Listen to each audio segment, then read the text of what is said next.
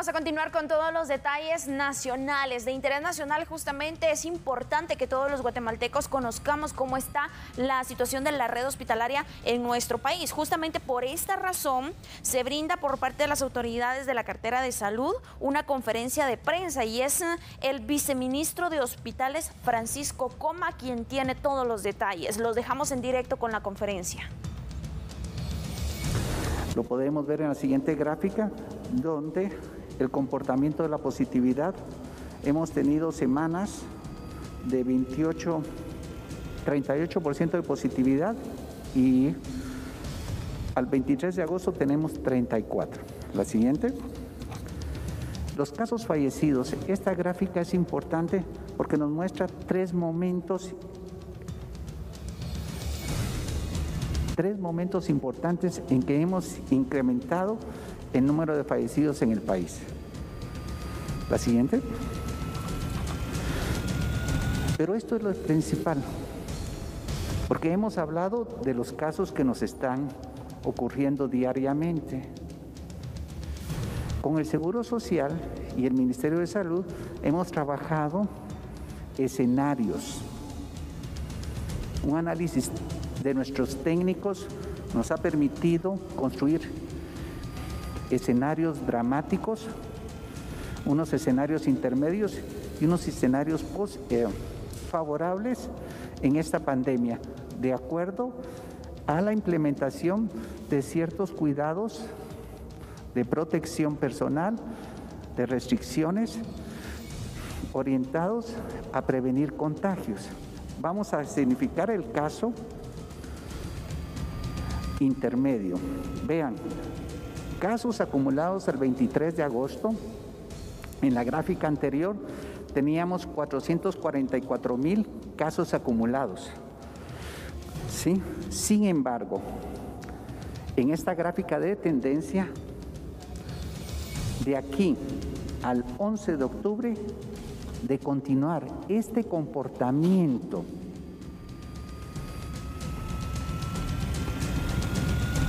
asociado a la presencia de 5 variables de virus COVID en el país, hacen una mezcla tremenda y podemos llegar a tener de aquí al 11 de octubre hasta 2.627.047 casos. Esto es un incremento de 4 veces más respecto a la fecha del 23 de agosto. También tendríamos un incremento de defunciones hasta de 25.156 defunciones, es decir, 2 veces más que las reportadas al 23 de agosto. Todo porque tenemos hoy, lo que dirían algunos, la tormenta perfecta. Todos los elementos presentes en el país para agudizar el impacto de la pandemia en Guatemala. ¿Y esto a qué nos lleva? Entonces, doctor Coma, si nos puedes presentar.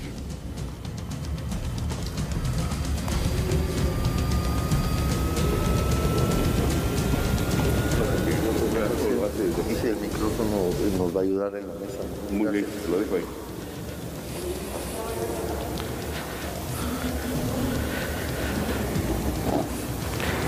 Muchas gracias. Como bien lo señala el doctor Montúfar,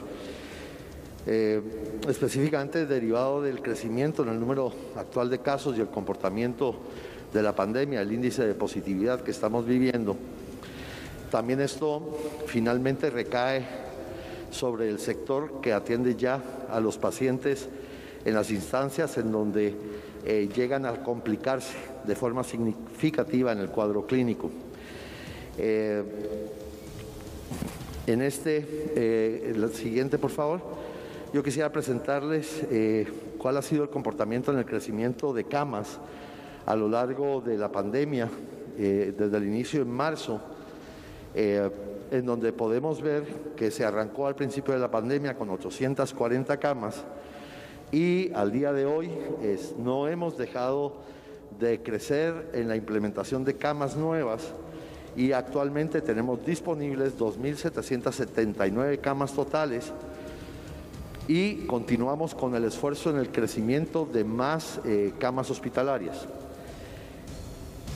Quiero resaltar, y esto es un punto importante para aclarar a la población, nuestra visión es tratar de atender a todo aquel paciente que requiera servicios hospitalarios. Pero la situación de la pandemia, al igual que ha pasado en otros países del mundo y como está pasando en este momento en lugares como Estados Unidos, Sudamérica, varios países, Perú, desgraciadamente el nivel de contagio supera la capacidad posible de atención derivada de que en un mismo momento se contagian muchos pacientes y estimamos que como mínimo pueden llegar a ser hospitalizados un total del 5% de pacientes que desgraciadamente se contagian día a día. Esta situación nos lleva a un punto de reflexión que tiene que ver con el hecho de que las camas por sí mismas no son una solución. ¿Por qué? Porque las camas por sí mismas no se atienden. Guatemala tiene un rezago en los indicadores de médicos por cada 100.000 habitantes, de personal de enfermería por cada 100.000 habitantes y nuestra posición a nivel latinoamericano, desgraciadamente e históricamente, sigue siendo una posición débil como Sistema Nacional de Salud. Por lo tanto, podemos continuar creciendo en camas, pero no encontramos el suficiente recurso humano para poder brindar esa atención a todos los pacientes que pudieran requerirlo de continuar el nivel de contagios que actualmente estamos viviendo. La verdadera medida que permite darle una salida a esta crisis es la prevención del contagio. Y luego veremos los detalles que tienen que ver con esta prevención del contagio. La situación actual, aún habiendo crecido más camas, tenemos un 97% de ocupación de camas de pacientes severamente enfermos y un 66% de ocupación de las camas de pacientes moderados. Siguiente, por favor.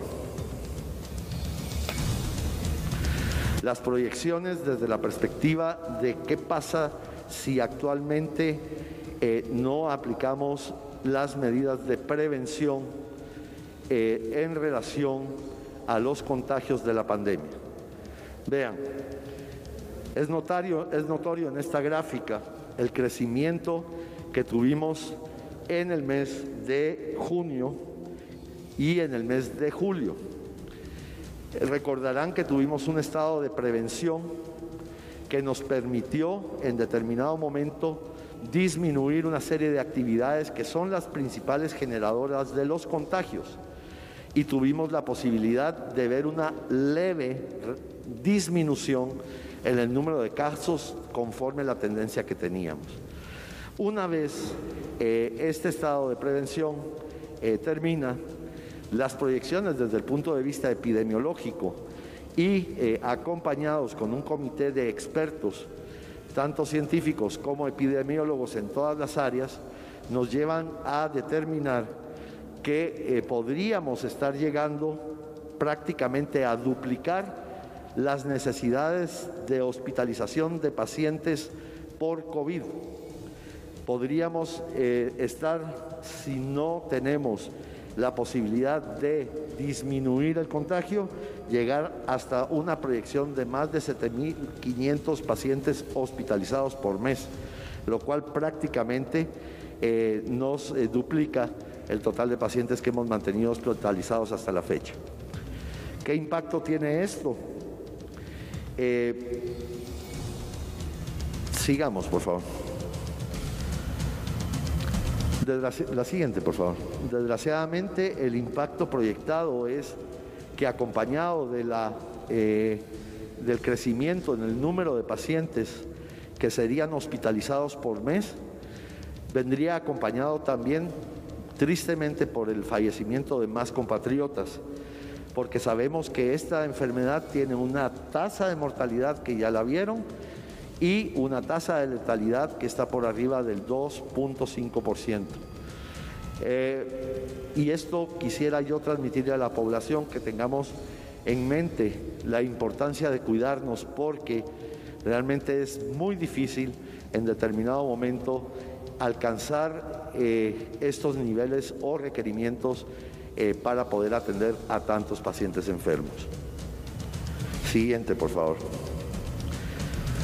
Nosotros tenemos una proyección del crecimiento de camas que sería necesario para poder abordar a todos estos pacientes que en determinado momento pudieran ir creciendo conforme vayan apareciendo el número de contagios. Y sí quiero hacer referencia a el punto de que si no tenemos medidas que nos ayuden a prevenir los contagios, las proyecciones nos indican que deberíamos de tener un crecimiento de alrededor de 600 camas más de aquí a final de año. Hay proyectos de crecimiento y expansión dentro del sistema hospitalario, sin embargo, la problemática tiene sobre todo que ver con quién atiende a los pacientes. Se han hecho a nivel hospitalario convocatorias múltiples solicitando recurso humano para incorporarse a la batalla contra el COVID y desgraciadamente estas convocatorias usualmente no llegan a cubrirse ni en un 30% de las necesidades. Siguiente, por favor. En este momento quiero dejarle la palabra al doctor García, representante del Seguro Social. Buenos días, mucho gusto de estar con ustedes. El Instituto Guatemalteco de Seguridad Social, al igual que el Ministerio de Salud Pública y Asistencia Social, han aumentado los casos de COVID, tanto a nivel metropolitano como a nivel departamental. La siguiente, por favor. Esta es la estadística que tenemos al 23 de agosto.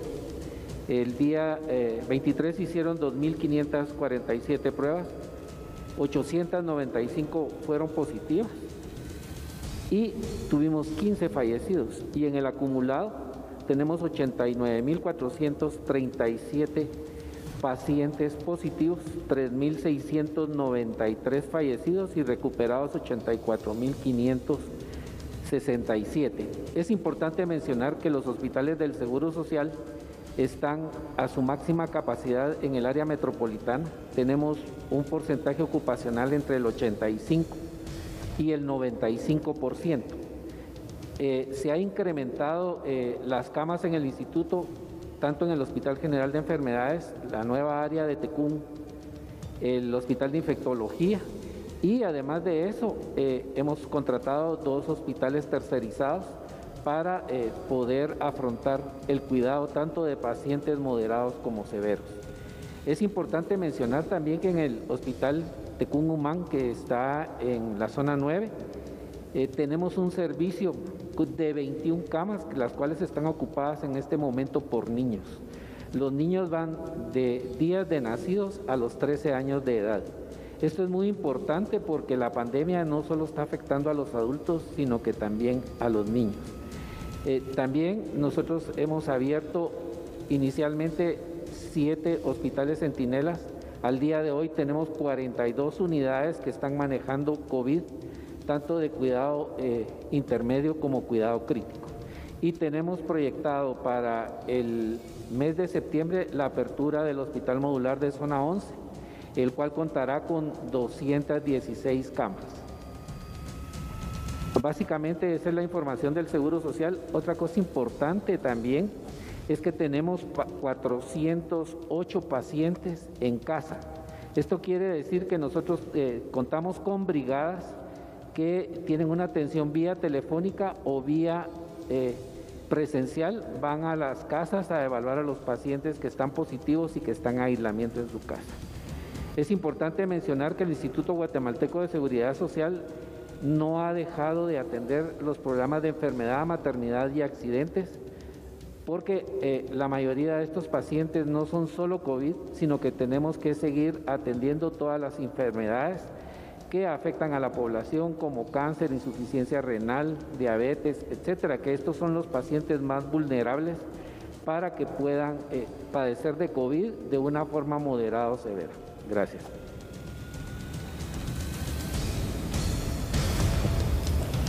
Buenos días a todos. Uno de los mayores problemas que teníamos al inicio de la pandemia era que únicamente el Laboratorio Nacional de Salud era el responsable de realizar las pruebas de diagnóstico. Por ello, la siguiente por favor, entre agosto y octubre del año 2020 se puso en marcha el plan de descentralización de pruebas de antígeno y amplificación molecular para la detección de COVID. Y dándose a conocer 14 laboratorios, entre los que podemos mencionar el Hospital Roosevelt, el Hospital General San Juan de Dios, el Hospital Nacional Especializado de Villanueva, Laboratorio Móvil de San Benito Pentén, Hospital Regional de Occidente, Hospital Nacional de San Marcos, Hospital Regional de Cobán, el Laboclip de la San Carlos, el Laboratorio Nacional de Salud, el Hospital Regional de Zacapa, el Área de Salud de Huehuetenango, Hospital Temporal del Parque de la Industria, Hospital Nacional de Chimaltenango, el Hospital Nacional el Hospital de Especialidades Rodolfo Robles de Quetzaltenango. La siguiente, por favor. Con ello se aumentó la capacidad diagnóstica. Se tuvo una meta inicial de 5,000 pruebas. Sin embargo, con la introducción de las pruebas de antígeno, hasta se lograron triplicar la cantidad de pruebas que se puedan realizar diariamente, teniendo una máxima capacidad de 15,000 pruebas diarias. La siguiente, por favor. En agosto del 2020 se instaló un equipo que ya tiene la capacidad de entregar resultados en 24 horas o menos y hasta 1,200 pruebas diarias. Siguiente. Los resultados de la secuenciación de SARS-CoV-2, el informe ya de la ASI, el 13/8 del 2021 ya se detectó la primera variante Delta aquí en Guatemala. Lo que es preocupante es que desde mayo hasta la primera semana de agosto ya tenemos un 42.9% de la variante Delta, 33.8% de la variante Gamma, 22.1% de la variante Alfa y 1.3% de la variante Beta. Por eso es que los casos se han incrementado exponencialmente.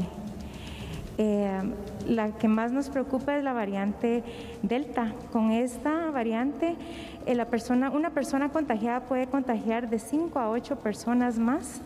La carga viral es mayor, hasta 1,000 veces, lo que implica también una mayor transmisión de la enfermedad. Puede disminuir levemente la efectividad de las vacunas, aunque los estudios señalan que los esquemas actuales de vacunación son efectivos y protegen contra la hospitalización y los casos graves. Las personas ya vacunadas pueden transmitir el virus a otras personas, lo cual es preocupante también. Y ahora... Muchas gracias a la licenciada Leslie Samayoa, de la Unidad Técnica del Ministerio. Doctor Coma, le escuchamos. Sí, en este momento dejamos en el uso de la palabra a la viceministra administrativa, quien nos hará una exposición tanto de el uso de los presupuestos asignados al Ministerio de Salud en el año 2020 y la ejecución presupuestaria a el mes de agosto 2021. Muchas gracias, doctora Pesarosi. Me dijeron que muy bueno, no.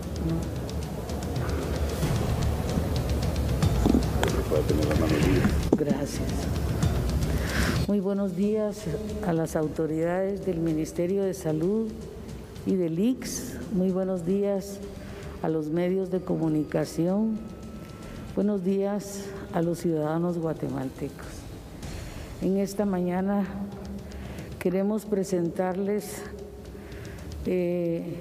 realmente cómo se ha venido manejando el Ministerio administrativa y financieramente.